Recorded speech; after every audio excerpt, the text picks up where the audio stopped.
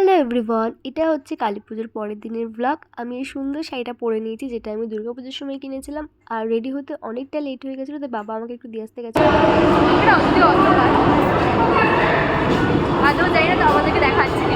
আমরা যাব বারাসাত। আর দেখতেই পাচ্ছ এখানে চৌমাথার এই প্যান্ডেলটাতে কত লাইন।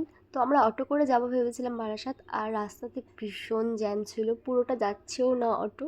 তো এই একটা প্যান্ডেল দেখলাম, এটা মেঘদূতের প্যান্ডেল। তারপরে আমরা পড়ে গেলাম জ্যামে। অনেকক্ষণ থাকার পর ফাইনালি আমরা আবার হাঁটা শুরু করেছি। এরপর আমরা অনেকগুলো ঠাকুর দেখবো ঠিক করেছি। এই দেখো, এই প্যান্ডেলটাতে কত ভিড়। তো সবার প্রথমে আমি এই প্যান্ডেলটাই দেখবো বলে ঠিক করেছিলাম। তো এইখানে একটা বাচ্চার সঙ্গে দেখা হয়েছিল, ভীষণ কিউট বাচ্চা ছিল। তারপর এই ভিড় ঠেলতে ঠেলতে আমরা সামনে এগাতে লাগলাম। আর এখানে না ইচ্ছাকৃত একটু বেশি ভিড় মনে হচ্ছিলো আমার, মানে এত লোক ঠেলা গুঁতো করতে করতে ফাইনালি প্যান্ডেলের সামনে পৌঁছালাম।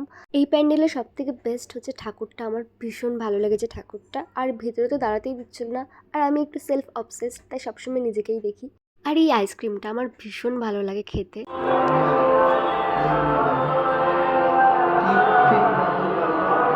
কোথায় পড়ালি দেখি, মেয়েদেরকে টিপ পড়াস? আমার লুকটা পুরো ঘেটে দিল এই ছেলেটা। এবার ছবি তুলে তাকে মেরে ফেলবো। ওই একটা প্যান্ডেল দেখে চলে আসলাম আমার বন্ধুর স্টুডিওতে, যেটা বারাসাতেই রয়েছে। ওর একটা ট্যাটু স্টুডিও আছে। তারপর আবার আমরা সবাই মিলে ঠাকুর দেখতে বেরিয়ে পড়লাম। এই পুজোর সময় নিজেকে না খুব একা একা মনে হয় না, মানে আমি একাই, বন্ধুবান্ধব আছে সব ঠিক আছে, বাট এই রাস্তায় বেরোলে এই কাপলগুলোকে দেখলে ভীষণ বিরক্তি লাগে। মানে এরা সারা বছর কোথায় থাকে, এদেরকে তো দেখাই পাওয়া যায় না। ফেসবুক খুললে সবাই বলে আমি সিঙ্গেল আমি সিঙ্গেল, তাহলে কাপলটা কারা?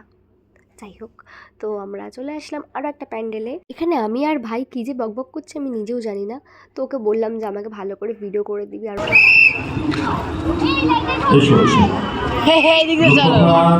এই ফাঁকা রাস্তাটা পেয়েছিলাম, তাই ভাইকে বললাম আমাকে একটু সুন্দর করে ভিডিও দিয়ে। ও তো করতেই চাইছিল না, আমি তাও বললাম যে আমাকে ভিডিও করে দে, না তুই মার খাবি আমার কাছে।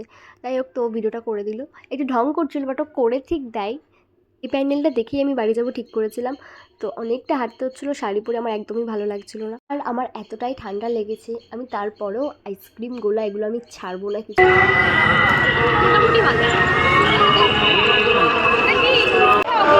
একবারে দুটো আইসক্রিম কি করে খেতে হয়, মানে দুটো গোলা কি করে খেতে হয় সেই স্কিম।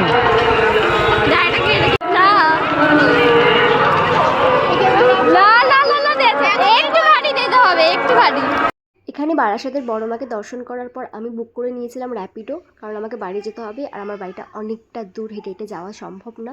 তো এই ছিল আজকের ব্লগ। আশা করছি তোমাদের ভালো লাগবে। আর যদি ভালো লেগে থাকে তাহলে অবশ্যই লাইক কমেন্ট করো। টাটা।